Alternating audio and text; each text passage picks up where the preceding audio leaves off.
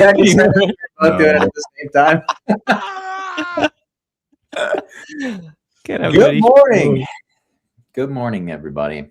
Welcome to today's episode of Market Check, brought to you by BB. There is no second best live YouTube stream to talk about markets, and I'm just happy that we finally have some volatility to talk about with you all. We're going to have a great show for you all today. Looking across the board at these charts, yes, this comment is very succinct. Good morning, VIX enjoyers. We're going to have to talk about volatility in the markets, which is so much better than having to talk about ranging markets. Let me be clear. So much for me to cover today. I'm going to wait before I start giving my spiel until I ask you guys a few questions. First of all, though, I'm Snorlax. You guys also know me as Tommy. I'm joined by Tucker and Chef Jackus. Welcome to you guys. Like I said, we're going to have a great show in store for you all today. But first, I'm going to ask if you guys can slam that like button, hit the like button, annihilate the like button, whether you are happy about the fact that we are dumping today and you have shorts printing, or whether you are angry at the market for dumping while you are long. Hit that like button for us. Let's run it up. Let's have a great Thursday. Jeez, every Thursday, man. Study day of the week return profiles. It's happening again. Every time I have to do my video on this day, it's like we're almost always selling off. So we'll see how things materialize. But now that we can kind of dive in a little bit more to what the market's doing. I mean, Bitcoin's down about 5.5% today. Altcoins are, they're down more than Bitcoin, but I would say, given the fact that Bitcoin's down like 5.5% today, altcoins could probably be down more, but they're not. I'm not saying that as like a silver lining, but just kind of something as an observation. ETH is pretty much sitting on a cliff's edge right now. Sol is sitting on a cliff's edge right now. What I do see has already kind of broken down from the cliff's edge is Coinbase. So I am going to bang that drum probably again on today's show. We'll likely have to talk about it. Equity markets selling off. I mean, the NASDAQ and the S&P both down 1% to 2%. Still in these vertical accumulation patterns that we've been existing in really since like September, which is also kind of hard to believe. But that is where we are with equities. But seeing some weakness more so, I think, on these individual names. I'm just kind of looking across the board. It looks like Hood is breaking down. NVIDIA rejecting from that like 190 level that it's been rejecting from since really like October and September. Bank stocks are red. Palantir down like 10% this week. Tesla down 2.5% today. Meta's up like 7% because it had pretty great earnings. I actually think that could be something to watch to the long side. So we'll keep an eye on that. But yeah, a day like that on Meta is not able to lift the index because we're seeing a lot of other tech names sell off, right? But yeah, I mean, there is red in the market. I think a lot of it has to do with the fact that when you look at gold, we've had this parabolic rally and now gold is finally pulling back. At one point it was down about 5% this morning. Is this the top on gold? Another thing that we'll have to talk about on this show today. But yeah, when you talk about having that much volatility on gold, I do think that tends to correlate with market downside. So is that the brunt of it, right? Or are we going to see maybe downside continuation over the rest of the quarter? How are we doing, guys? What are we seeing in the markets? What are we thinking about things right now? I mean, what's at the top of your mind after a day like today? I mean, Bitcoin looks pretty bad, man. Do we think that this is all due to obviously it's not all due to this, but do we think this is government shutdown fears, at least from equities? I still think that this whole thing is truly that crypto has factually and visibly deviated from all other macro markets in approximately August to September, maybe start of October. Then stands happened and everything's been different since then. So since then, BTC has been in bearish flows, and every single upside of equities, crypto ranged, and every single downside from equities, Bitcoin has just nuked, which, translated into alt thinking more. So I wouldn't blame as much like government shutdown. Generally, the world is in a huge transformation as we speak. It was very much seen in the World Economic Forum. Like Europe just realized that immigration of third world countries, people won't solve lots of its problems like demography and so forth. Cheap labor force neither, because most of them have been on a government support anyway. You see, they discuss in the World Economic Forum, they discuss the end of the globalization. Regions are now more fragmented, more dependent on themselves. The discussion around the de-dollarization is going on. Central banks and huge funds are hedging themselves via silver and gold, which is why, despite how many times traders try to call a top on those, it didn't work as much, because there is just a perma demand, like actual fundamental demand, and that's causing all of this shift. But so I wouldn't necessarily blame a single US government shutdown. It's more that, again, I think crypto has diverged. We could blame, conspiracy theory, but some people could blame CZ, him getting pardoned, crime happening right after, perhaps not, doesn't matter. Diverged, we have to respect it, but I still think and have my optimism, then when this period ends, the crypto puppeteers finish their job and reset this market, and my hopes are still that it happens by the end of Q1, we will have a big recoupling to its fair value, where BTC should have been trading, in my opinion, alongside silver. Yeah, I mean, have you? Oh my god, it hit 120. Oh my god, bro. Yeah. Was that sell off today? Oh my god. I mean, yeah, it's gonna be like that, but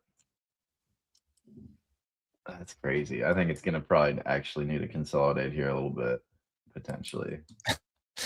do one of these, but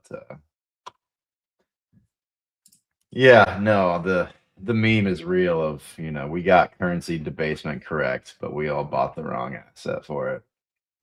Right. Apparently so. I mean, I made a comment about this on X. It's like, people have been viewing Bitcoin this whole cycle as like, I mean, really, when you look at the cause of most of our impulses and of price discovery, more so like most of our impulses throughout this cycle since 2022's low have been driven by like a digital sovereignty, SOV, digital gold narrative.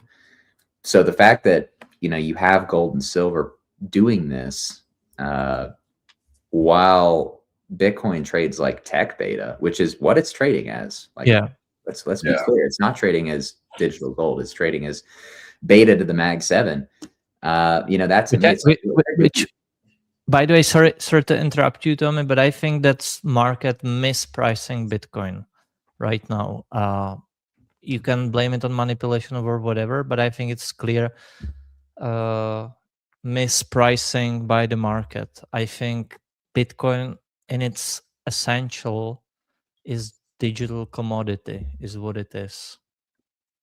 I have a question about that, Jack. Is if we can now get gold on chain, that cut into the value proposition of something like Bitcoin?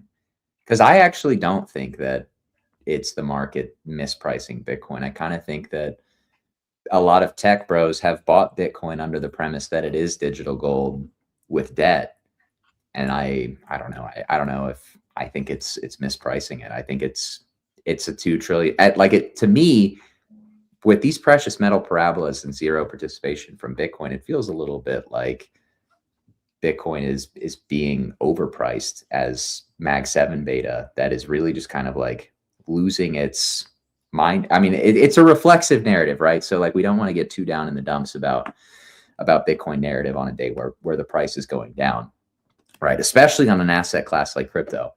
But it does kind of feel like we're not digital gold, but we're beta to the Mag 7. What exactly is the fundamental thesis for Bitcoin right now that you can't get from another asset for cheaper?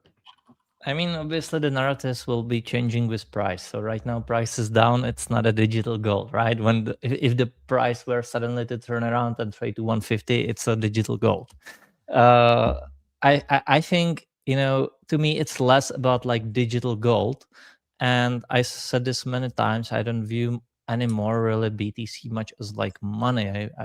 I view it as a digital commodity, and it can be money, right, to some people. But I view it truly as a energy grid. You know, I view it as like oil companies have a, you know, they are mining oil, and as a byproduct they have to burn methane, and they are being effective by burning that down and securing the most secured network on this planet.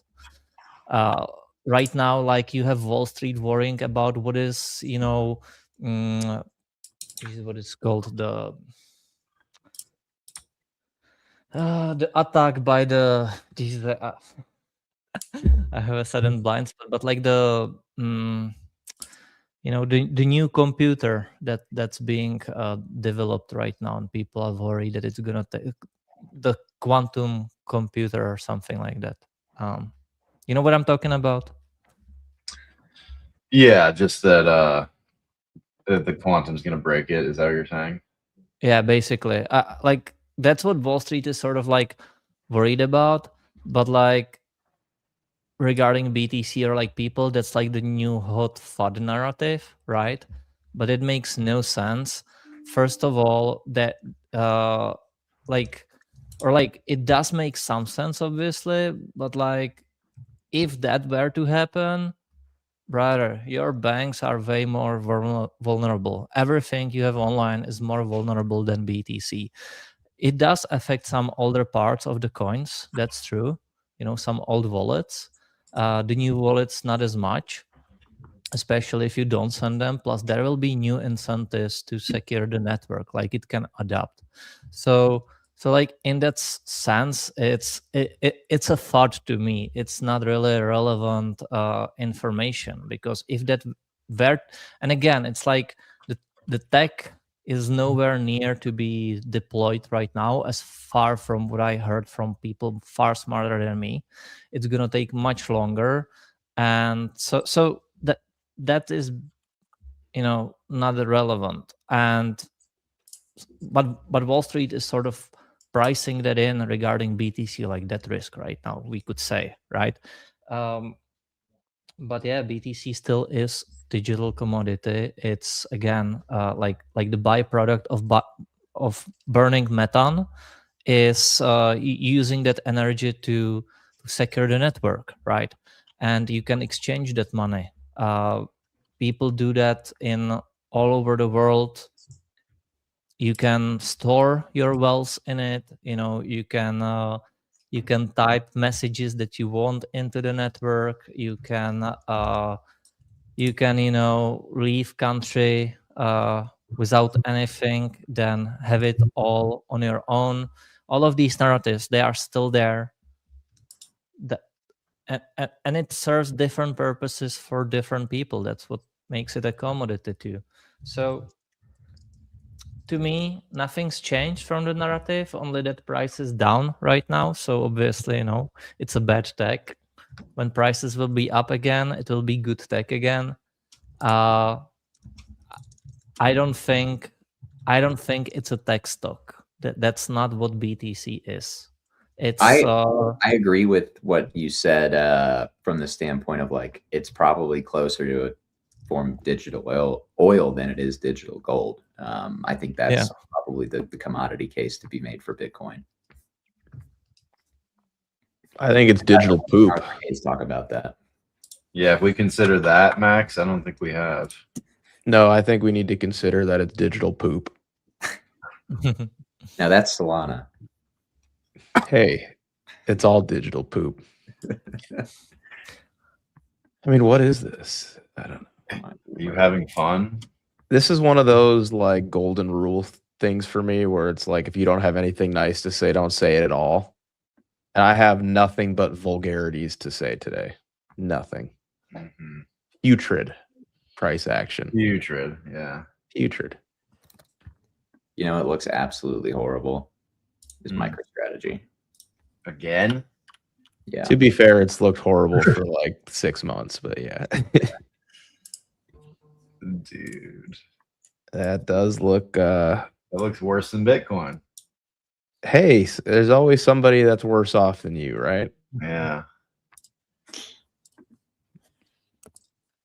Oof. Great breakdown. Let me That's gonna be bad. Yeah. it's not good. 107. Man, that thing is so fucked. How do their yield products look? That's a great question. STRK. Yeah, there's like STRK, I think like STRC maybe is another one. So this is an 8%. Yeah, 8%. Is there another STRC? That's Yeah. This statement, by the way, is true, but also what could have happened is that BTC would continue to trade alongside silver, which I think it should have, and in that case, MSTR would be much higher. But in hindsight, because BTC traded as a tech stock rather, or like very bad tech stock actually, to be fair, even because if it was a good tech stock, it would still be around all-time highs. But yeah, This genuinely looks like a pump fund shitcoin. That chart. SDR over silver. that's also BTC USD versus silver. It's the same.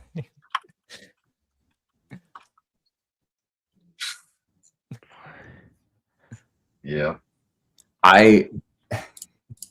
Dude, my sister just I'm frozen. texted me. Oh, Tommy's frozen. Sorry. My sister just texted me some tweet. She never talks to me about this stuff. About how gold and silver are up and Bitcoin is down. That has to be a bottom, right? Have you heard of this? Have you seen this? He's like, why am I Were you seeing this aware? all over my feed? The fact that she's seeing that means that the bottom is in on those pairs. That text right there. Let's see. Dude. MicroStrategy. So I looked at the MicroStrategy silver chart you had, and I thought for a second that was the MicroStrategy price. It was like 125. Oh, Coinbase told us, man. It's still telling us. Oh no. oof. Or where did we Yeah. say there was a line somewhere, wasn't there? Like Put it in log, maybe? That's a pretty good one. the log cope is great. Yeah, when the linear line breaks down, just put it in log. Put it in log, yeah. Actually, it's usually kind of the opposite in my experience. It's like usually the log trend line breaks first, and then you put it in linear. Yeah, That's exactly. true. My Yeah. observations as well. The log broke a while ago. Just move the line. It's fine. Simply move the line. Line didn't work, just move line. There's no way to do it. Well, actually, yeah, there is. Nope, never mind. There's not. There you go. Have you seen the BTC USD versus SPX chart? No, well, Go put on weekly. look at that. Just drag it over. Weekly. Yeah, and then take Wait, the I'm on low. log. Or wait.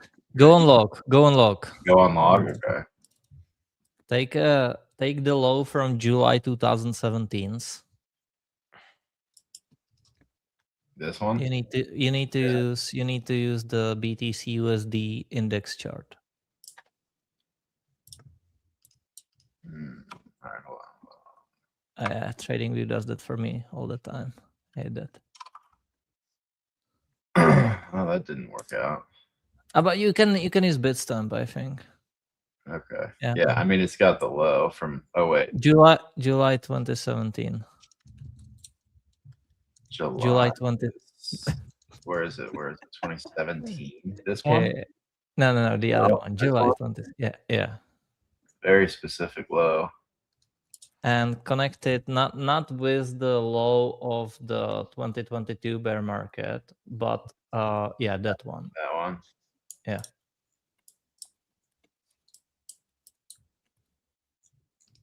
Some hopium. You're my only hope. Only hope is like just a little bit lower. Your only hope is that you bounce here, because if you don't bounce today, you're cooked. Go to the IBIT chart for me. Go linear mode for me, because log already broke. Draw a diagonal across the first low on the chart all the way through. Like that. I kind of had it up. Yeah, I mean, that it's a little subjective, right? It's like, do we want to go like wick or like tighten it up? I wouldn't do that. That's like cut. I would either do there or potentially a little lower. I think that's good. Yeah, that's kind of how I had it. So Yeah. like either we put in a bounce here and this is a deviation, you know, or like we're just gonna drop to like 34 on this chart, you know, minimum. So like it just has to hold here. There's really not much else to say. So yeah, I'm gonna do another one. Famous last words. It lose has to this hold. level and it's lights out. Yeah. Yeah. It's the hope that kills you. Where did I hear that recently? I mean, I genuinely like I woke up this morning and before even checking my phone, I knew today was going to be a shitty day. I could just feel it. I don't even need to look at the charts anymore. Like I can just tell you. I could tell you within 1 or 2% what the price of every crypto asset is in the top 50. I could be very, very close. Mac's about to crash out. I can hear it. If that's what it takes, I would do it. Nothing helps the crypto market right now until it finishes the job to the downside. Like you had, you know, you already had like very bad sentiment for not just months but like years pretty much, you know. And it's like, how much worse does it get? And it's like the answer is yes. That's funny. Not gonna make it.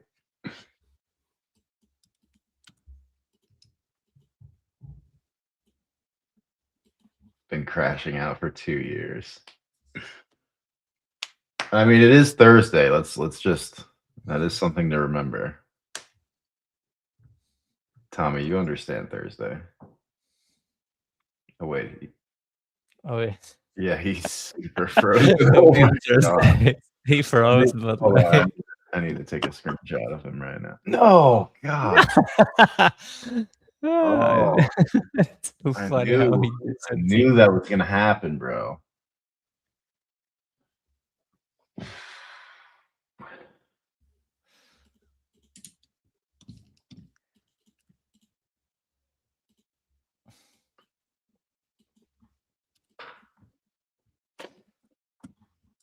Well, the question is really if equities had enough and they continue to roll, or like, you know, if they roll here, I think generally if Spruce loses 6.8, then you're getting pretty decent sell-off across risk markets.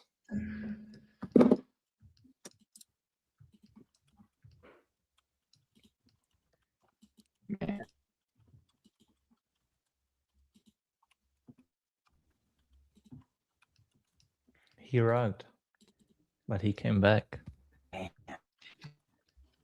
Tommy got Who liquidated. rugged Bitcoin? Tommy. Tommy rugged Bitcoin.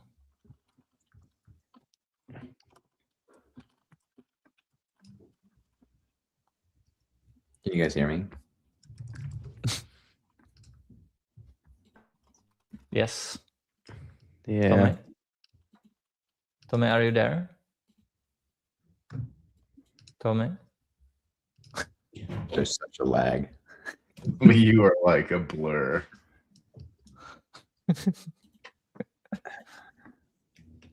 The famous US connection.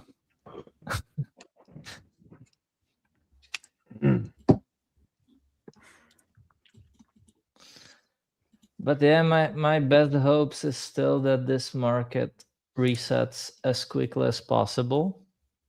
Yeah. And then we can have good times again. I just saw a tweet. Dev is sleeping. There will be no more good times, Chef. Good times Just don't exist. lower your anymore. expectations, man. You're not a decent asset class anymore. You're not going to challenge for the outperformer anytime soon. Just be happy. Just embrace that. You know? It's not the despair. It's the hope that kills you. Why is there so much wisdom in that, though? You know, like it. There Right? is. There really is.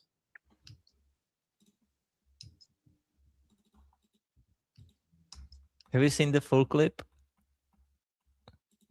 Not unless you showed it to me. I don't think I have then. I have only the short version, you know, for like the memeing purposes. Say this directly to Man United fans. Just lower your expectations, man. You're not a decent club anymore. You're not going to challenge for the title. Just be happy. Just embrace that. It's not the despair. It's the hope that kills. That's insane, dude. And then he goes on with even more insane lines. And the crazy part is that he said it in, I believe, 2012. That's 14 years ago. Or maybe it was like 2016, whatever. And it's 10 years ago, right? But he said it. And then I've seen so many Man United fans. You know, I know, you know, English football, you guys, the two of you probably don't know. But like, Man United is one of the like top 3, definitely top 5 biggest clubs in the world. And they've obviously had insane, you know, successful years before that. And then they started to struggle, and Man United fans still hoped it's going to get better. And then after a few years, this guy comes in, makes the video, but so many Man United fans still, you know, were like so hopeful. And since 2016, they still couldn't. Most of the season, they cannot finish up even in the top 4, let alone win the league or anything. So yeah, there is, as you said, Max, there is so much wisdom in that video. There is. By the way, Man United just beat Manchester City and Arsenal, the 2 leading teams in the English Premier League. So maybe there is some hope, but after 10 years.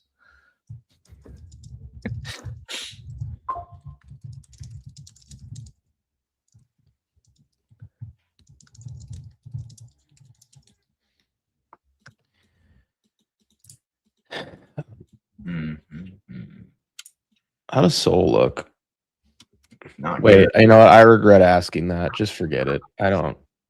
There's no way it looks good. You know, it actually doesn't look as bad as I mean, it looks bad, but I kind of would have expected like 110 by now. Yeah. But that doesn't mean it looks good. I just, you know, Have you seen what Z posted? I think, you know what this was? I lowered my expectations. Yeah. You know? Yeah. And then I look at that, and it's not as bad as I thought. Have you seen what Z posted in Market Check channel? Yeah, I just saw It's it. metallic. It's never been more over than it is now. Check out hype. Hype is probably looking like a juicy pullback. Oh, it's not even really pulling back. Because I was looking for, like, if you drew a diagonal across those highs from the all-time high, kind of down, Yeah. clearly broke out, right? I was kind of looking for maybe like a pullback into 28 would be an interesting level. Yeah, this. Turns out hype is the future. Always was. Always was. Yeah. This is a bearish retest, though.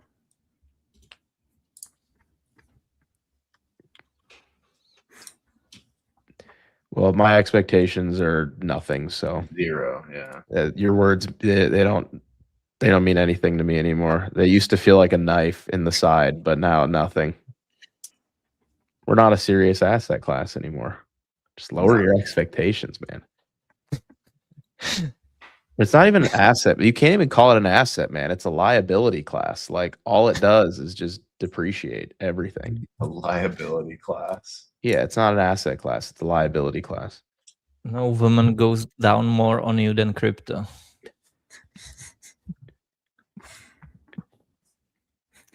Yeah.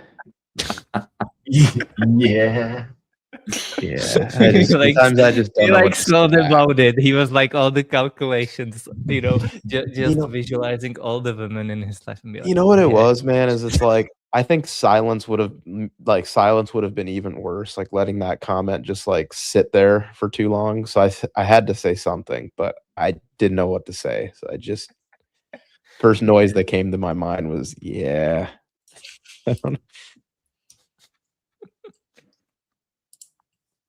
That dirty Czech sense of humor, man. You guys are sick. And I'm proud of that.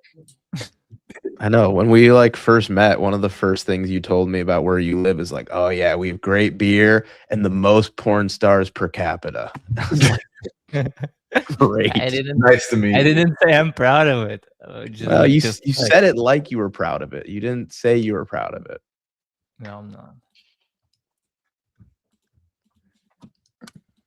I'm only proud for the beer consumption.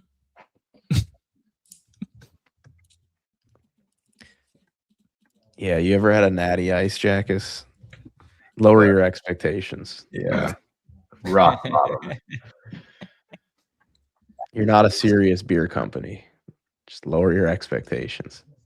Jack, if you need to come over to America and indulge in a natty ice or a Bud Ice. Bud Ice. Is that what Homer Simpson drinks? I don't know. I know, it was Duff.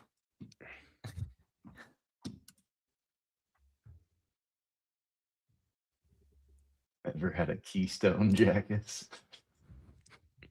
What's Keystone? What's Keystone? Bro.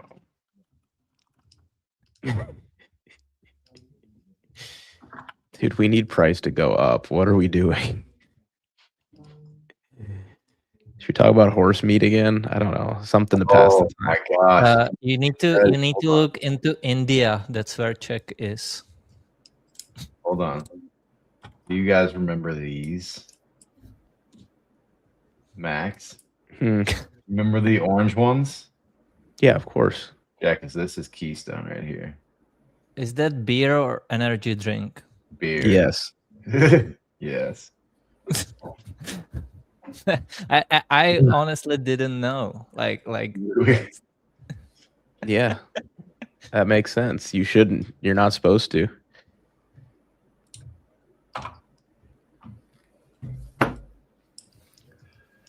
Oh, I got another good one for you. Wait for this, Jackus. Jax No needs to study Bud Heavies.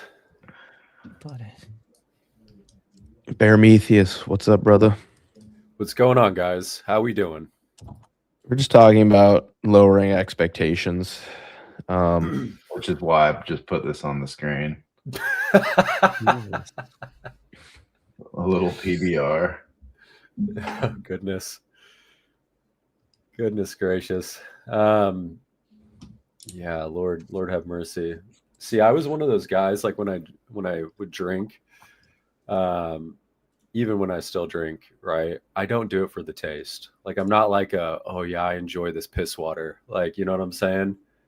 I'm like, no, I'm just gonna take a few shots and we'll feel ourselves. You know what I'm saying? Oh, the Four Loco. Okay. Those are the OGs right there. Those are the OG ones. The real Hidden Alpha for the Four Locos back in the day was the black can one. Yeah. Dude, that one was like, dude, it was New Year's Eve and I was a freshman in high school and somebody introduced me to these and it was a complete disaster. I mean, yeah, I mean, you'd have like literally only two of those. They don't make the OG formula anymore. No, it was just blackout season. Jack is I'm not sure if I should go into that conversation.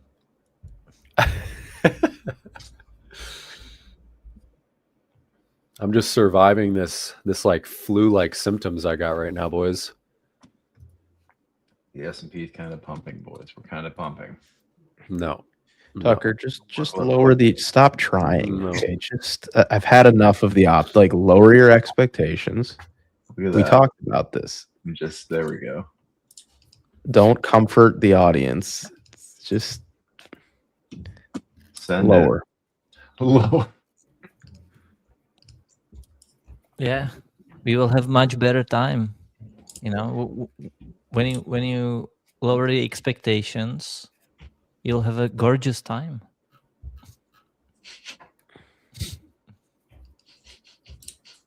I'm glad we inspired someone on the show. Like, look at crypto people. They have no hope. They have no life. When you accept that, you're having a gorgeous time. Study being long oil and copper stocks. Indeed. But where can I buy copper inu?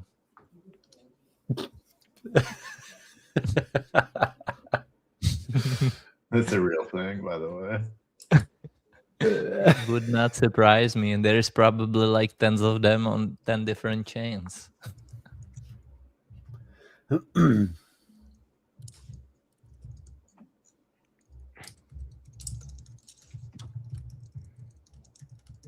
We're getting a 20-year breakout. It is on, boys. I'm telling you.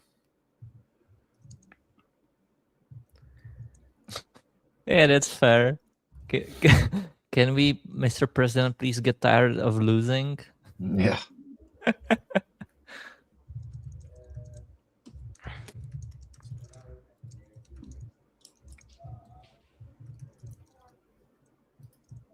Did you guys look at uranium? I mean, forget altcoins.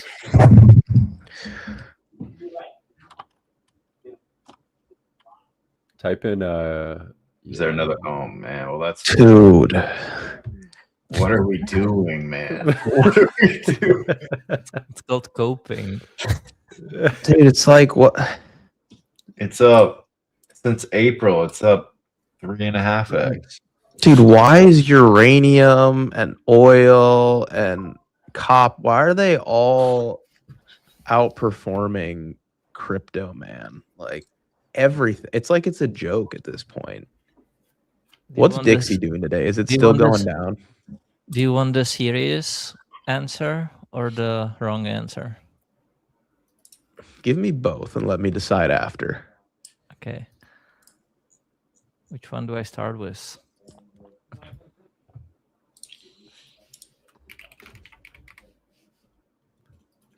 Either one. Sorry? Either one. Either one. Well, the serious answer is that the world just realized that the globalization has ended. Everyone is suddenly trying to find their ways for energy resources and scarce metals and scarce commodities. And that's why we are entering that period. Everyone's trying to hedge themselves. And that basically creates lots of panic, risk, uncertainty. So the world is running out of risk and more towards certainty.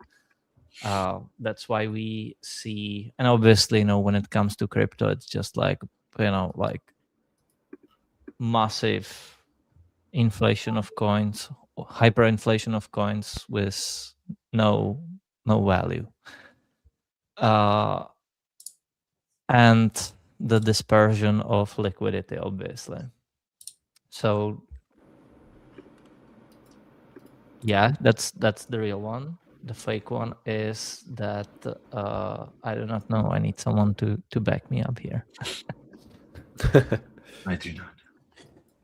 No, that's something I kind of discussed on Spaces with Wabi. Was it 3 days ago? 3 days ago? We're going through, the real question is we're going through, or not even the real question, but kind of the real issue right now is we're going through a valuation issue, right?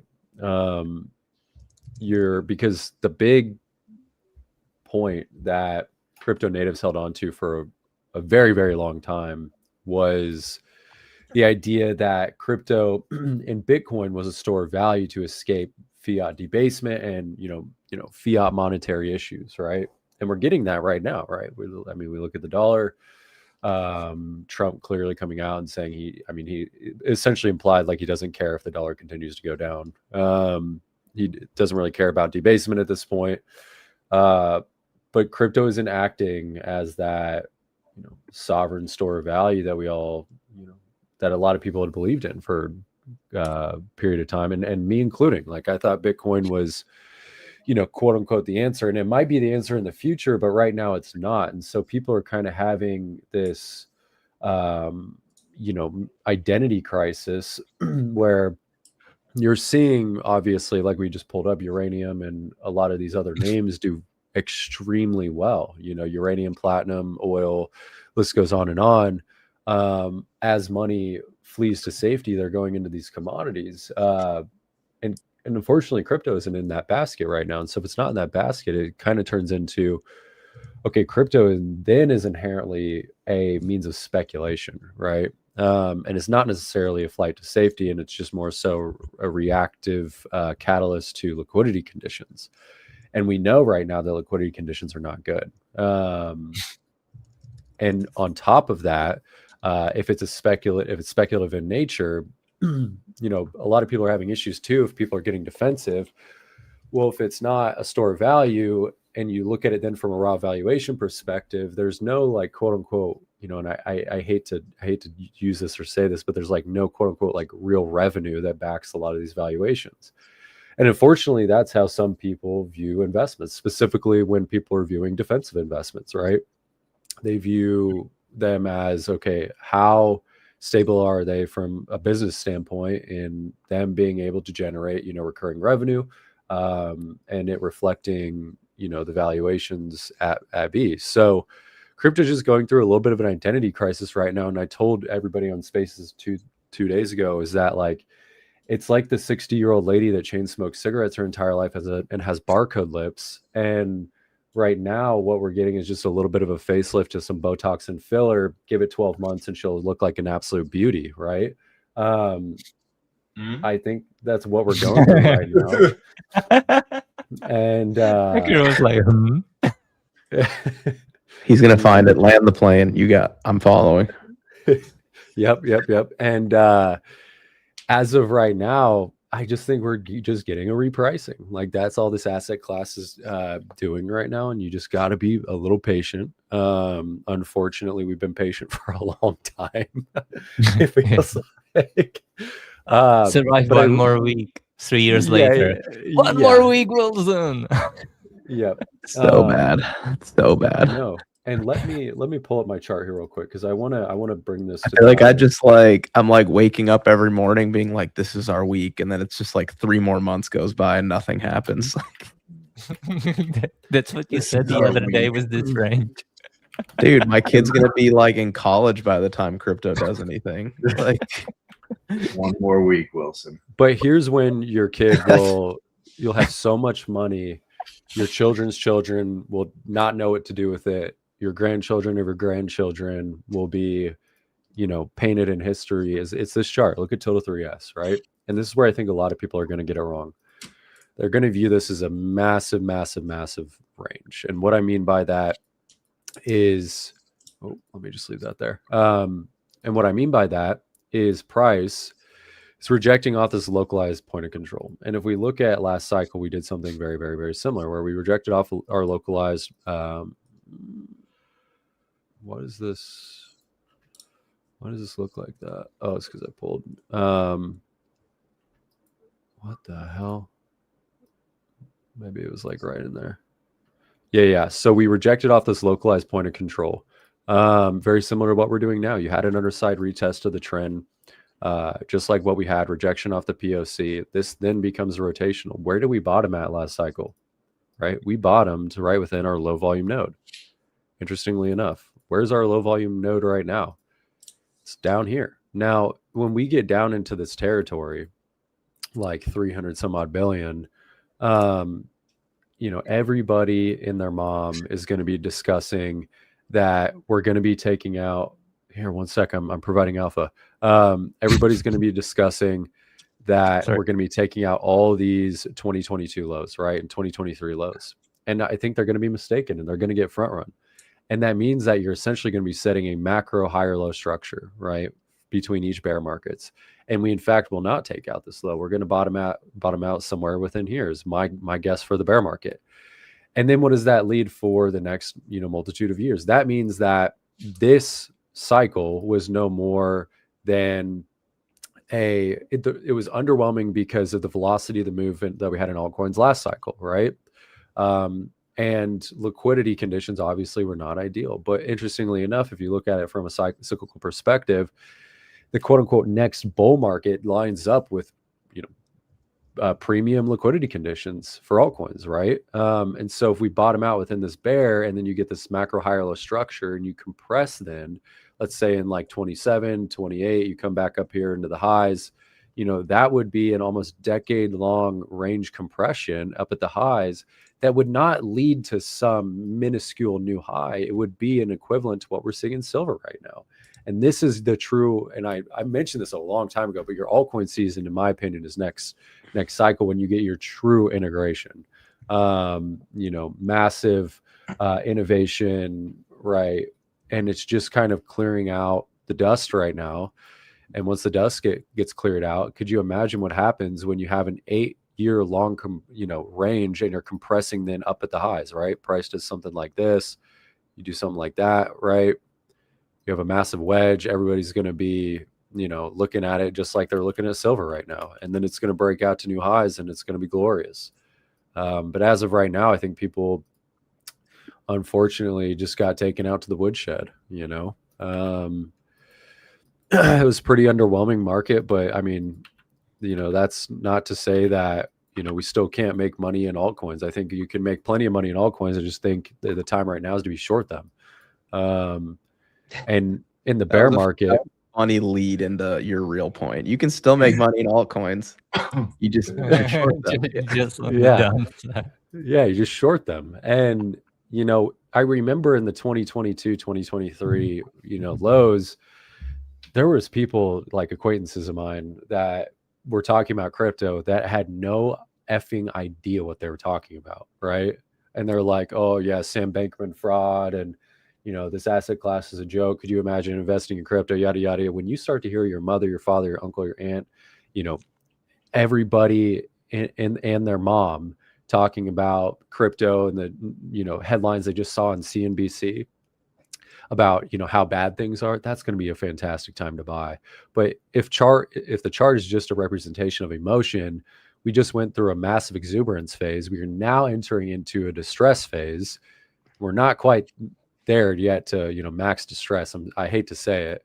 When we were at 90K Bitcoin, people were exuberant still, right? That to me screams complacency. And I think it's going to be a glorious opportunity buying some really good projects at the lows, like a Hyperliquid, like a Virtuals, like a Kita. There may be some others that aren't out there. There may be some ones that are out there that I'm not listing that I, don't have a, very good understanding of. But that's kind of my take on the market right now. Someone cooked here.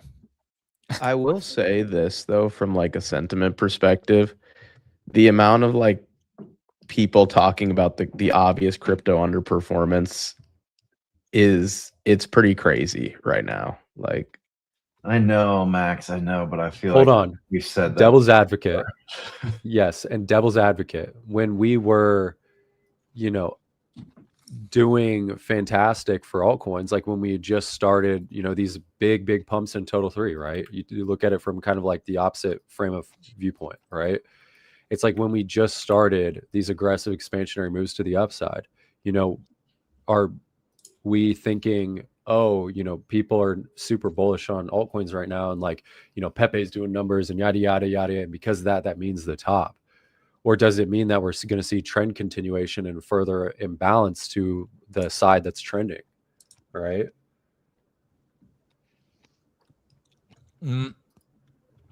I like their position, Prometheus. I would say that some people listening to you might think like, oh, we are going down that deep. Like, that's over. I just lost additional hope. I didn't even know it existed. But yeah, I think,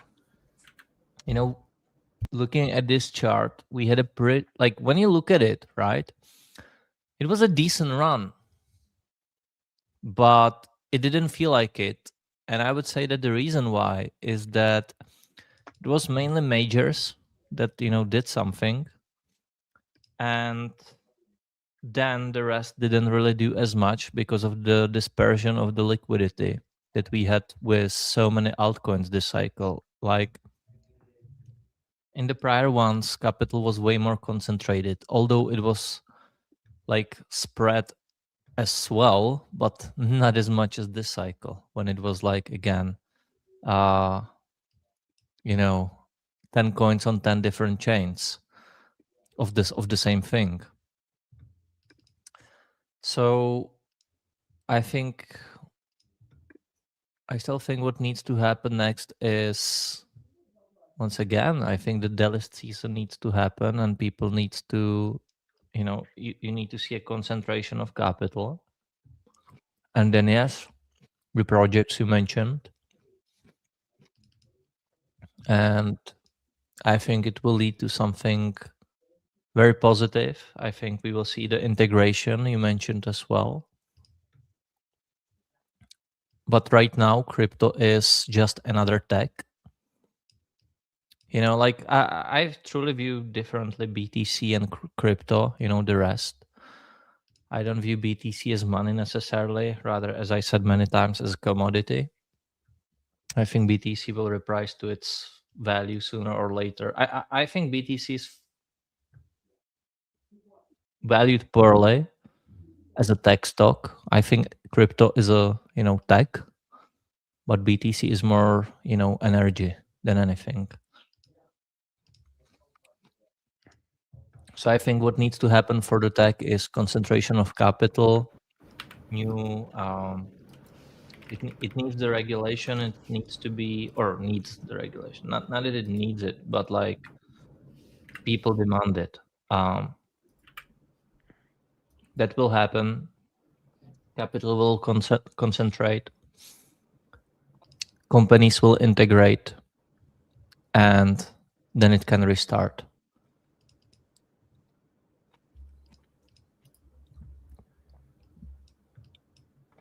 So this comment right here, I mean, I respect you, Banana Republic, but right now it's cope. Until we actually see it happen, it's just cope. And I mean, I agree with Jax's take, right? A big reason why too crypto has obviously not performed in the way that equities have too is because of passive flows, right? The flows for crypto are very, very, very sporadic, right? They're dependent on large entities. At least this cycle has been dependent on large entities for, the majority of price action. We're dependent on, news events. We're dependent on, overpositioned, underpositioned, either way, right? I think as of right now, the best thing that could happen for crypto is the reset, right? Yeah. Is the legitimization, is the, restructuring to where it can be integrated. into society. And unfortunately, right, the idea of decentralization is fantastic and all, but the powers that be just won't let that happen, right? And for that, you know, to that point, we genuinely, like, for this asset class to continue, you need wide scale adoption and you need wide scale integration. And that happens through regulation. It just does. You know, will it be lower volatility than what we've seen, you know, historically? Yes. Will it be as fun to trade? Probably not. But will it be more consistent in the, you know, from the standpoint of, you know, not seeing large scale underperformance for like what we've seen since October? Most certainly, right? So that's kind of where I think it's at right now. I'm gonna say the time to walk away is when BTC loses 55K.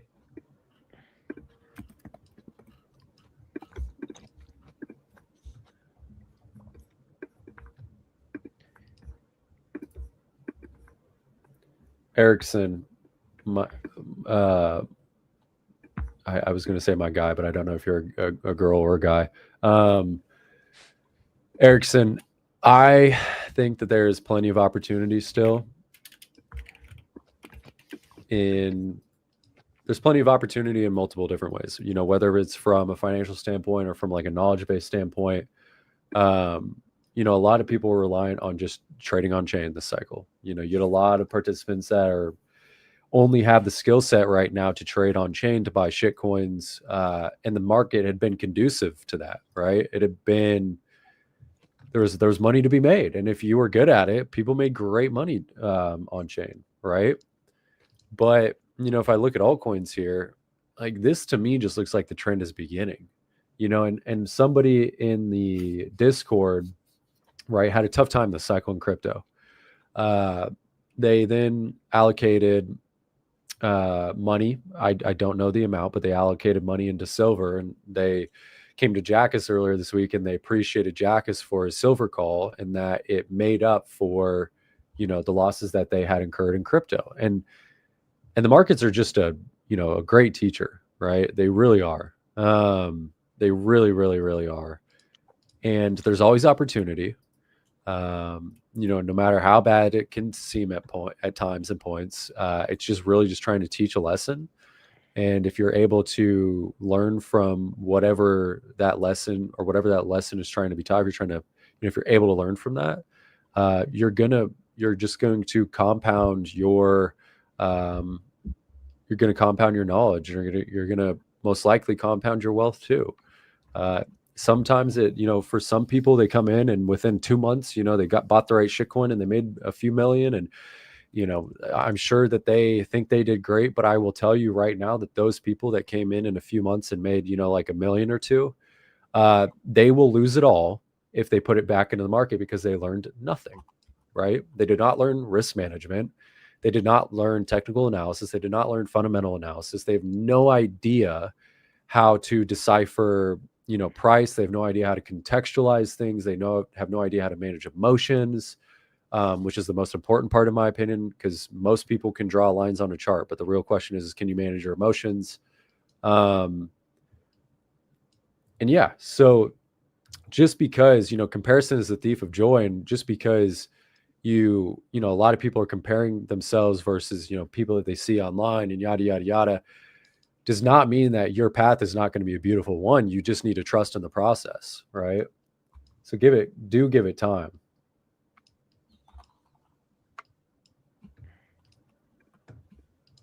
Man, that chart, it's a little sad looking.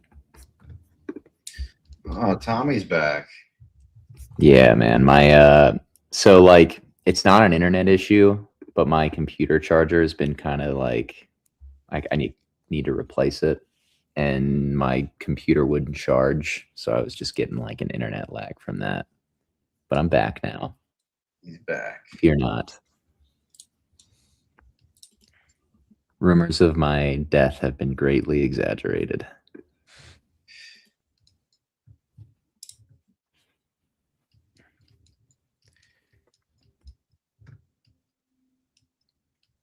Yeah, I'm glad Prometheus touched on like the high time frame structure of something like, total 2, total 3. I have pretty consistently compared this cycle on for Bitcoin and crypto to, like 2021, we had our tech bubble.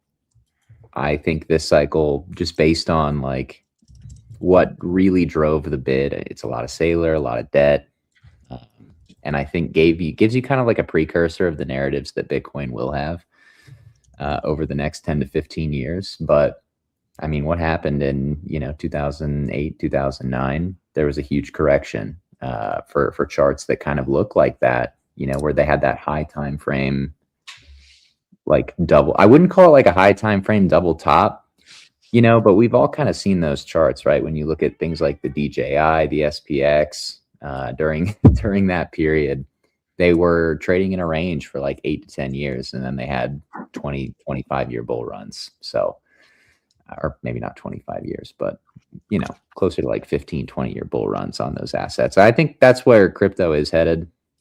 But I mean, we've all said it. There's a lot of garbage in the space that is going to be flushed out.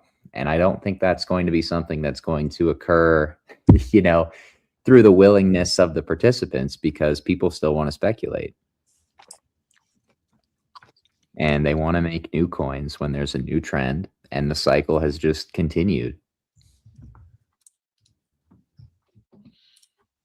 Yeah, the Moonbirds project that released yesterday was telling you that. Like a dead NFT. Moonbirds launched another project? They launched a token yesterday. You're kidding me. No. Like some guy on the Spaces who it was in private equity, worked with the guy that bought it, bought Moonbirds, and then launches a token, right? And it's just, I mean, what is a dead NFT project doing launching a token? Just extraction. It wants exit liquidity, man. Dang, man. The fact that Moonbirds launched a token on Solana, no less, man. That's that's not a very positive thing.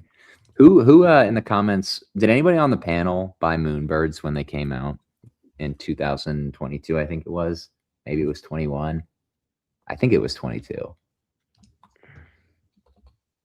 Somebody told me they were going to do really well, and I faded, and then they ran up like 10 or 15x in a very short period of time. Man. Moonbirds.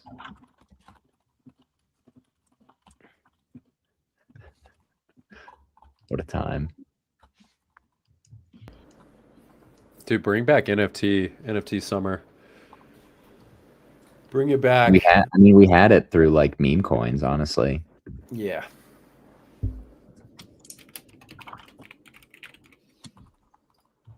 Do you think NFTs were more predatory, or meme coins are more predatory?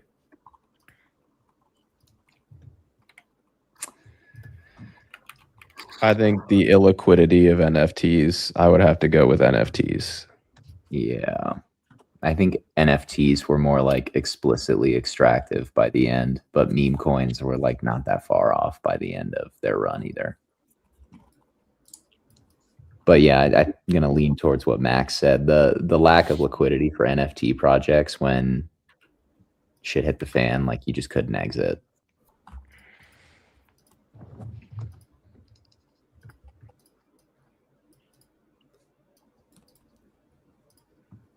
I also think there was probably more money in NFTs.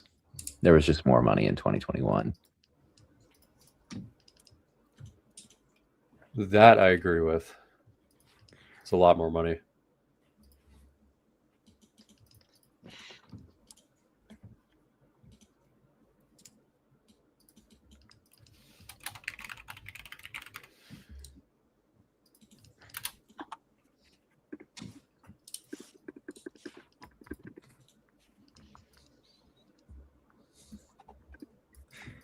Meta seems like it's going to be the Q1 gem of the Mag 7, man. Not going to lie. They crushed earnings.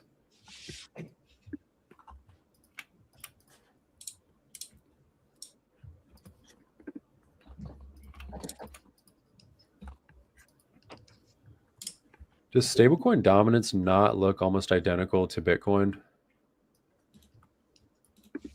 It looks damn near identical to Bitcoin. Just from consolidation.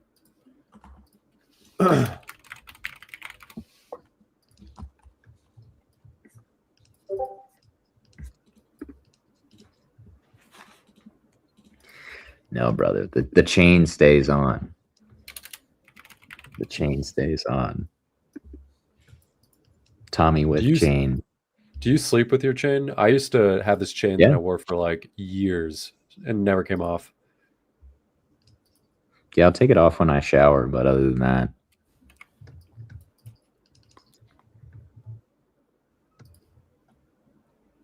It's become a part of my identity.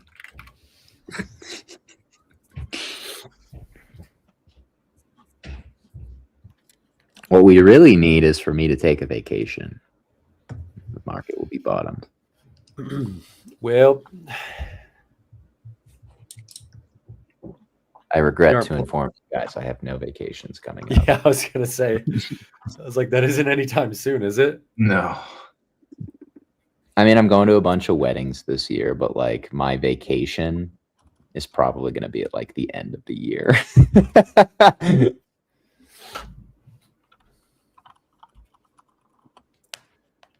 I got a vacation coming up here. I'm excited. Excited to get away from the screens for a little bit and enjoy just relaxing. As soon as wheels go up, we nuke.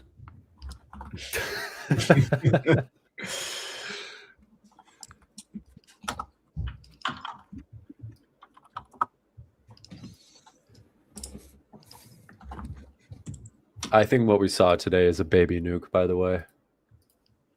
Good old test dump.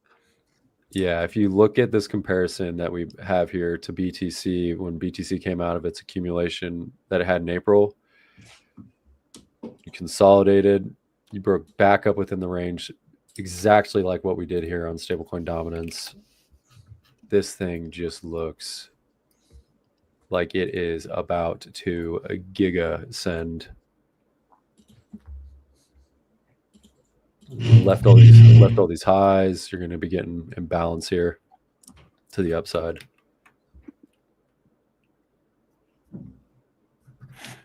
What if? I mean, we have a monthly close coming up, so I do think that should probably be taken into account as well. I kind of feel like if we get a big trending move before that, we'll get like a very large topside wick filling it. Whew, that is an ugly monthly candle.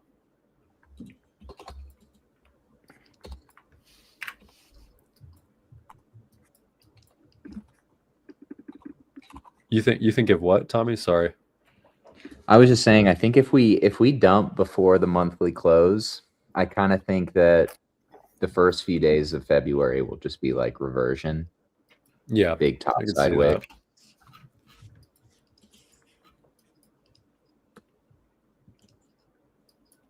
I mean, this is like textbook range deviation. Yeah, it's just like when I look at these altcoins, I do think we'll probably take the liquidity from the bleed that we've had over the last week at some point, whether we do that from here or whether we do it after we go a little bit lower first.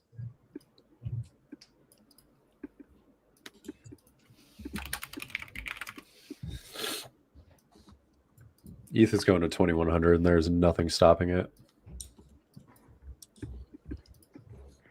I mean, to your point, Tommy, like some people in Discord are asking me like, Prometheus, why did you, back when we were up here earlier today, why'd you, size into shorts here? I mean, I get it, right? Generally on big moves, you don't want to be positioning into, heavy positioning because generally, you're probably going to be, closer to exit liquidity, yada, yada, yada. I think the move is just getting started across the board. Like if you look at, let me pull up ETH here for everybody here real quick. If we look at what ETH did yesterday, which was, oh my goodness, textbook textbook rejection off of massive key areas. I mean, you rejected off of last year's value. Bitcoin just broke below last year's value. Let me clean this up here. I mean, there's nothing holding this market up. You broke below the value you created over the last 8 weeks. You broke below last year's value. You now have confirmation on Bitcoin that the last 12 months is all supply now. Like that is confirmation, right? You had the deviation of the range. This is consolidation in your higher time frame downtrend in accordance to stablecoin dominance, right? Now it's just time to be positioned short and be comfy.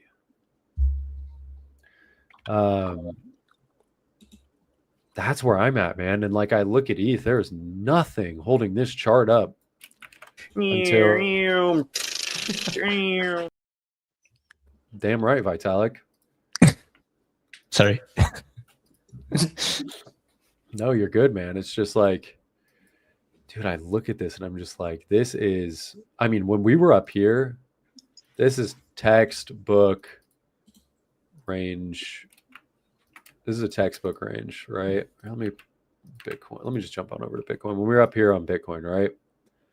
This is just textbook range. This is a textbook range, right? And how you operate in and outside of the range, right? We accepted above the range highs and in the 90-day rolling VWAP. I was like, all right, things look pretty good, right? I got bullish in here. We longed it in the Discord. And, you know, where were we targeting?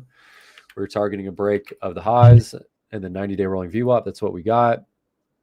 You know, took profits along the way. You then had a, you know, localized rejection here. We shorted it. Great. Come back down. Okay, we sell off on the Sunday open. Not the worst. Your, you know, origin of the move is still intact. Your highs, your range high is still intact. Not the worst. We roll over, deviate back within the range. This entire thing then becomes confirmed range deviation above the 90-day rolling VWAP and above the previous week value area high, and, or I should say above the previous week value area. Above, excuse me, the 90-day rolling VWAP and above the 8-week value area high. And now you are rotational back down to range lows. The lows looked ugly, fugly. They looked so gross. So gross. Look at all this liquidity. Look at this unfinished candle down here from the BOJ low. This is, you're going to be backfilling all this, and there's nothing stopping you because we just confirmed that this is all now supply, and you're going to rebalance down to your next value down here, 68, 74K inbound. There's nothing stopping you. Here we go. By the way, yeah, it's not looking good, Bev. It's not looking good. it's not. Guys, how has this narrative sort of like where did it come from? Is that pure copium? Like, why? Like, it seems to me there is an impression that like the entire gold move up, you know, of a 50 trillion asset has been made by crypto bros with you know, lunch money from their mama. You know, they just got $100 and they moved this gold market to the upside. But that's not the reality. It's a 50 trillion asset class. Like the profits from gold is not rotating to crypto. That would have to be central banks suddenly selling all their gold into Bitcoin. And like, central banks will get Bitcoin on their balance sheets, but it's a long process. When central banks operate, they operate through 5 to 10 year periods. Like they started to accumulate gold. They've been doing that for like 3, 4, 5 years already. And they will do so likely for the next 5, or, you know, and then they will hold it for some time, most likely. So I don't see how, like, this is a made up narrative, in my opinion, from copium.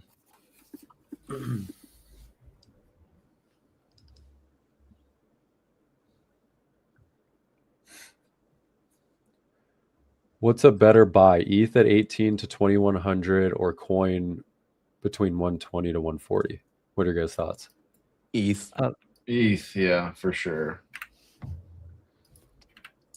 Yeah, probably ETH will eventually have its day, man. It will.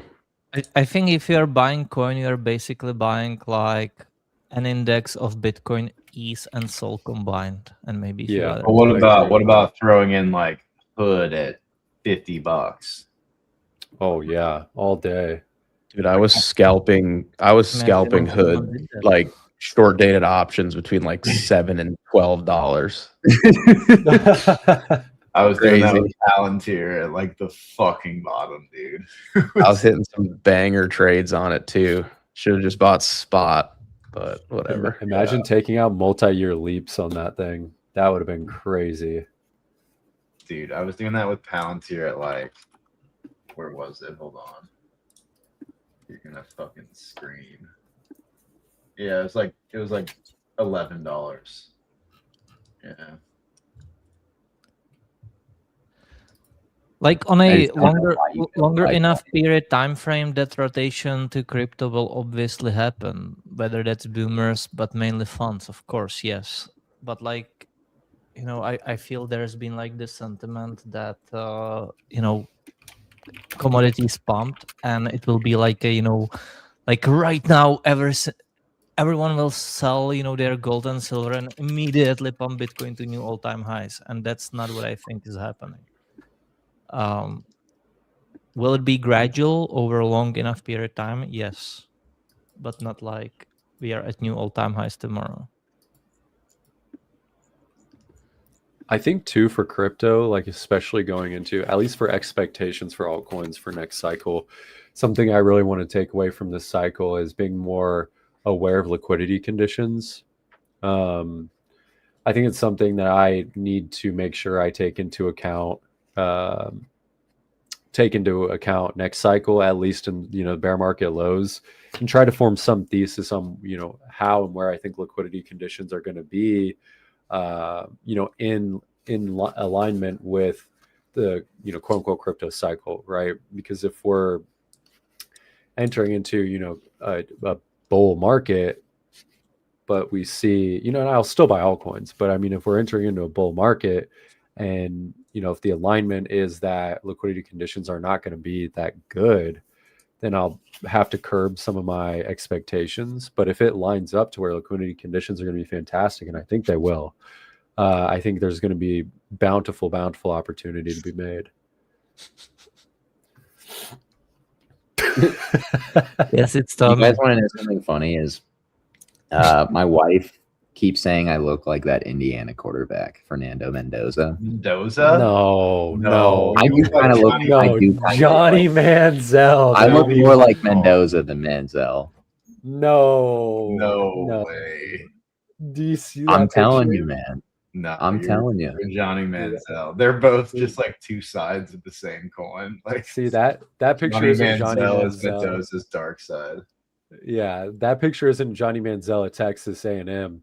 That's a picture of Tommy out at his his local frat party. Yeah. All right, Ericsson.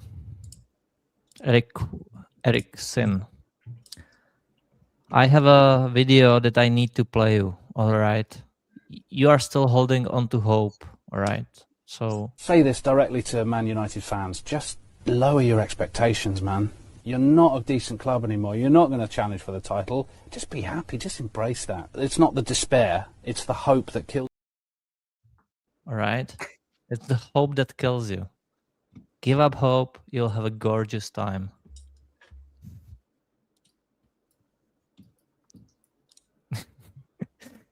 No, But- I mean, to your point, take it as a learning experience. Don't just be like, I'm going to hope, you know, I'm going to now gamble that this is going to go back up. No, take this as a learning experience. Be like, I'm going to try to become the best trader I can, right? It's like, what do you care more? What do you care more about, right? Your hope. Don't do or it. your- or your You'll end hard-earned up being money? a 1 minute Euro scalper doing 60 hours. Don't do it. Not like a trader, but like an investor, or like no matter what that may look like, right?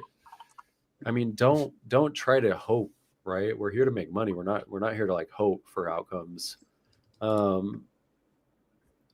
That's what I said earlier about like a learning experience, right? It's with the markets. It's what they should be. They shouldn't be like, because like just that's like laying down. That's like laying down and saying like, shoot me. Like if somebody points a gun at me, I mean, you think I'm just gonna like be like, oh, it's my time? Hell no. And I don't think that's how people should operate within these markets either. Like, yeah, you might be down bad. Yeah, like what might not look good, but I mean, there's still always a chance, right? And there's always opportunity. So you are telling me there is a chance? Yay! Now, I mean, listen, to give you guys some hope, I still think that 2026 will essentially be a bullish year for Bitcoin. And it could be actually a lot bullish. But all of that depends on whether we finish the job in Q1. If we do not, it gets longer.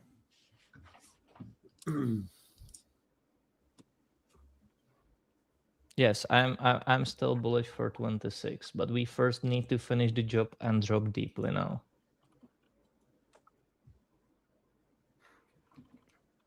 See, and I differ a little bit from you there, Jack, as we're both bearish, but my timeline is a little bit longer,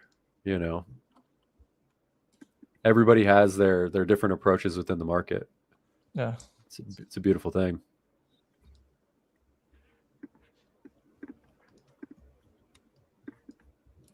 I could still see like the second half of 2026 being favorable. But probably not for like everything, right? I mean, we'll see kind of how the next few months shake out. But I mean, I look at something like Palantir, which we crushed that short. But Palantir is, Palantir reminds me a lot of the Bitcoin top from 2021. So maybe we do get into a scenario where it continues to come down this quarter, and then it's actually a pretty good buy for the second half of 2026 for like a double top, where I would imagine risk would probably perform pretty well. I see what you see, Tommy. With the 21 reference to BTC. So it would technically mean drop to 65, then range, then pump to new highs, and then bear market to 20. Yeah, that's kind of my thought. Like I think all risk is probably going to pull back over the next few months. It's based on a lot of different factors, but yeah, I think the second half of 2026 will still be positive. It's just a matter of, all right, how deep are we realistically going to be pulling back into? And I don't know, I'd say I probably have targets that are a bit more bearish than other people, but that's not really that abnormal for Fractal Chud. Does gold not look exactly like MicroStrategy? What the hell? Breaking BTC below 84K. Dude, look at this. Look at these charts. This is identical. Like, do we think gold's... I see what you see. What? Wow. Wow. Wow. I mean, to be honest, like the fact that we're seeing this gold move with USD JPY nuking as hard as it did from range highs, I think is telling.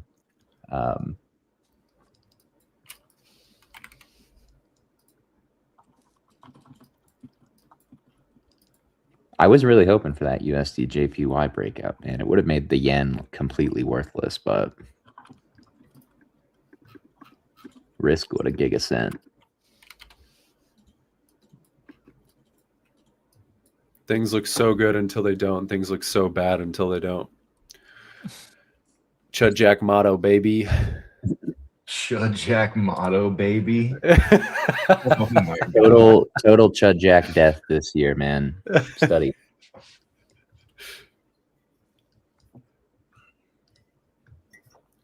No longer will I have to sit through people saying nothing ever happens. Well, everything. I know why you're saying that, Tommy.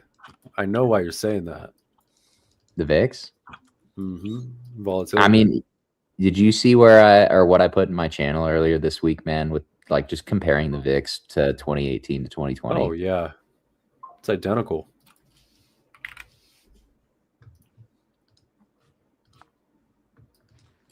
I mean, Chinese stocks actually don't look that bad, man.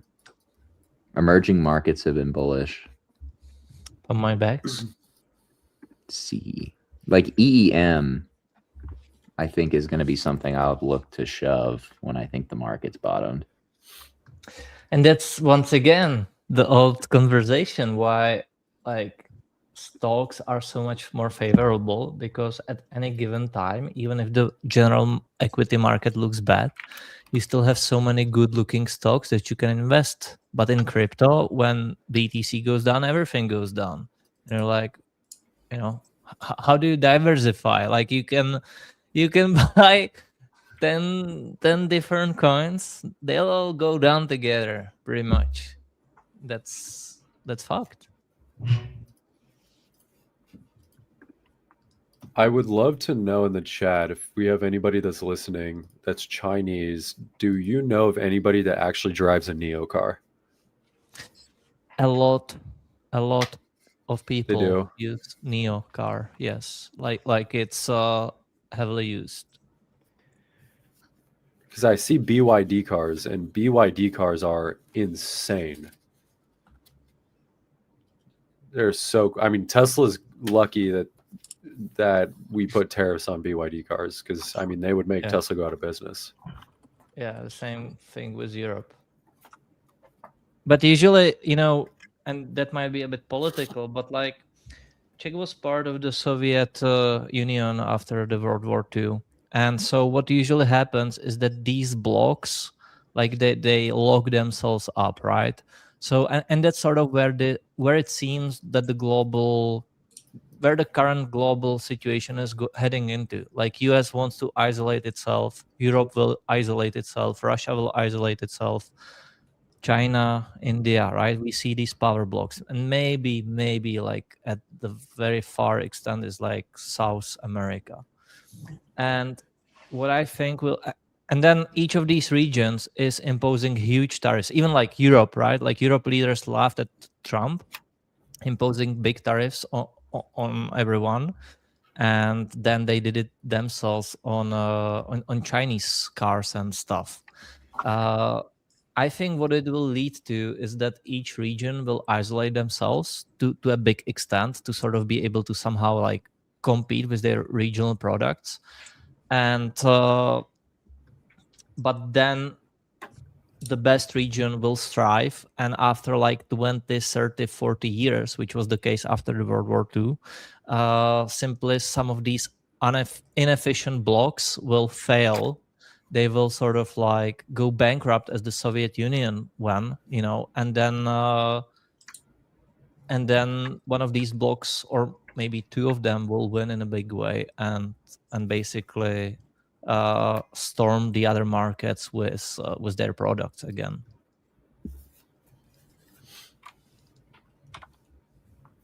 But it's just my like developing thesis on the next 20, 30, 40 years.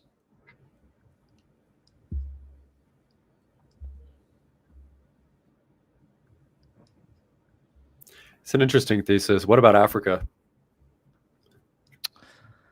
No idea. Like they've always been very far behind. There's been so much corruption. It's uninvestable in most cases. Every time there's something going on, they overthrow the government and new regime comes in and so forth. I think it needs more time. One thing I've noticed though is generally the more convenient the weather is, the lazier people get. and the more inconvenient weather is, the more productive and innovative people need to get. Really? Yeah. Like in the wintertime, you think people are getting more productive? No, he means like climate zones, like Yeah. Oh, okay. Okay. I see what you're talking about. And so like I've seen it move as centuries went on, and right now it's even in like when you think about it, like even in Spain, which is still part of Europe, but they have all of these siestas, and they are not really as that productive. Not to touch any Spain guy, right? But like when you compare it to Germany, right? Just compare Germany and Spain, and I mean it makes sense also because like when the weather in history has been inconvenient, and I mean obviously like it goes through the history, like it got embodied into the mentality of the nation. But like through history, when the weather is good, you just do not have to prepare for the winter. The food is always there. You can always take it, right? Like awesome.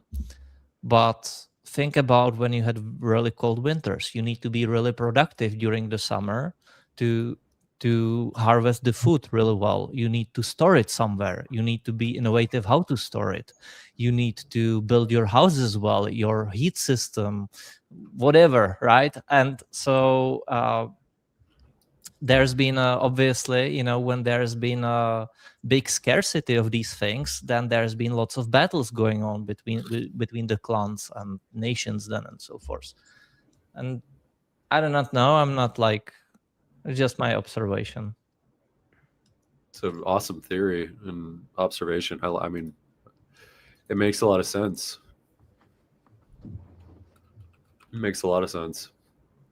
Yeah, but it's just my sort of like toilet thoughts or shower thoughts. Depends.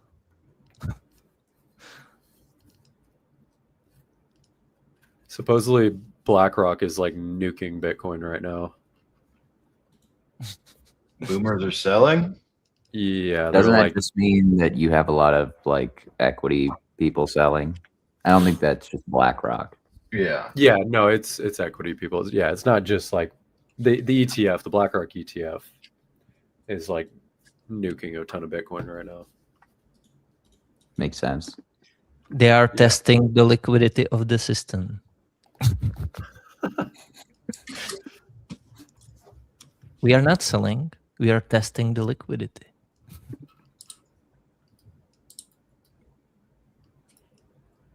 What is that? What is that?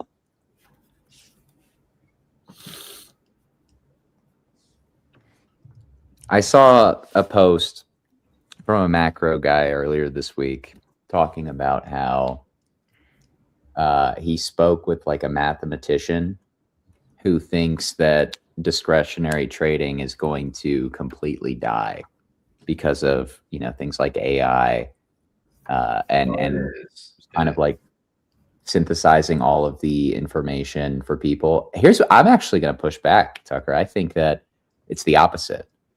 Quant trading is not going to die, but it's going to become so accessible to the average investor that it's not like that's just going to become so much more of a competitive space is like quant and algorithmic trading. Yeah, but why would you trade discretionary if you just have no edge versus the quant guys? Well, let me put it this way: if you all have the same information. Exactly. And like zero DT options, for instance, before they first came out, people were like, oh my God, you're going to introduce so much volatility into the space. And it actually did exactly the opposite. Mm-hmm. Right. And just because you have a more, quote unquote, sophisticated models trading the markets does not mean that it's an always efficient market. Right. Because there's no constant that will ever, predict precisely what price is going to do. And in the history of the markets, nobody's been able to figure that out. And to that point, if you introduce a bunch more models and AI traders or AI algorithms and quants and yada, yada, yada. I mean, sure, the market characteristics might change and shift a little bit, but there's always going to be a pattern to those algorithms, which allows for discretionary traders, us, right, to do well because we're pattern-based traders, right? And so we're essentially just swimming alongside the whale, right? And just like hanging on and riding the wave. Like that's all it is. It's not like, and we can, I mean, discretionary traders can do fantastic, right? I don't think it like reduces necessarily like the amount of expected value you can, make or make within the market. I think more so just the fact it's like you might have to change how you operate within the market is all. Yeah, I just think more reliance on AI is going to lead to, for one, like from a market dynamics standpoint, like the self-reinforcing structure of equities is probably going to become more self-reinforcing to a large degree. And that will ultimately be, I think, volatility dampening. But at the same time, am I the one that's laggy, or is it Prometheus? I was laggy to me, Tommy. Okay, nice. Yeah, no, I just think like the quantitative trading angle is like, it's not going to go away, but it is going to become more competitive because everybody is going to be able to have access to, at the very least, kind of the same information that a lot of these quants have, maybe minus like the individual systems that they build out. And the opportunity for somebody to just trade with their balls or an intuition, like there's probably going to be more value on that, I think, going forward, because people feel like they need AI to have an edge.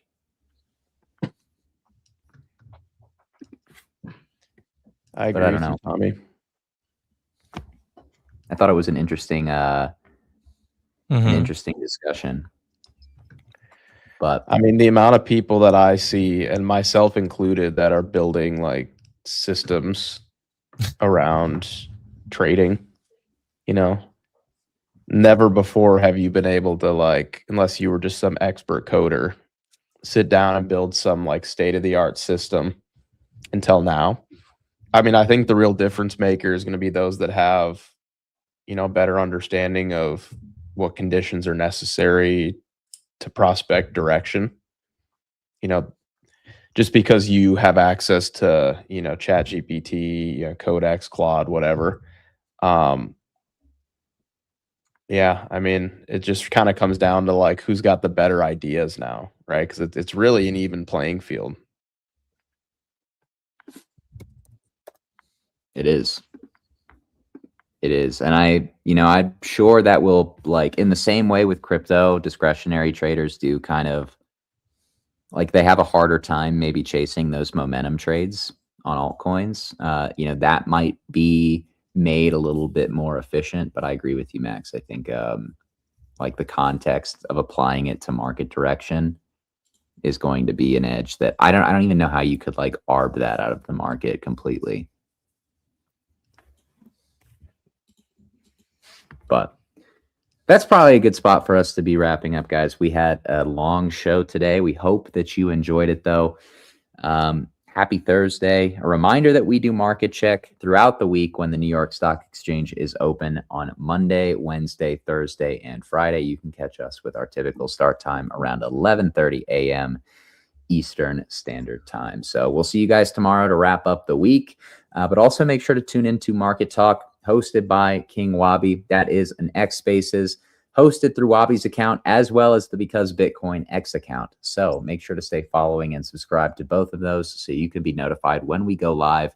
But ultimately, we do have we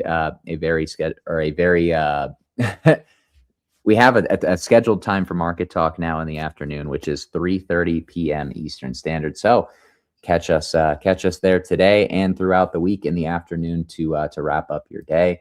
Been having some very compelling conversation as we've been debating which direction Bitcoin is going to break next. But thank you guys for tuning in. Like I said, We hope you guys have a great rest of your Thursday, a great rest of your week, and we'll see you tomorrow. Thanks again. Stay safe. Tired of outdated trading tools, confused charts, dozens of tabs, endless stress? You're not alone. Introducing BB Terminal, your all-in-one command center for crypto trading. Track your portfolio, monitor the markets, stay ahead, all in one place. From chaos to clarity, from struggle to success.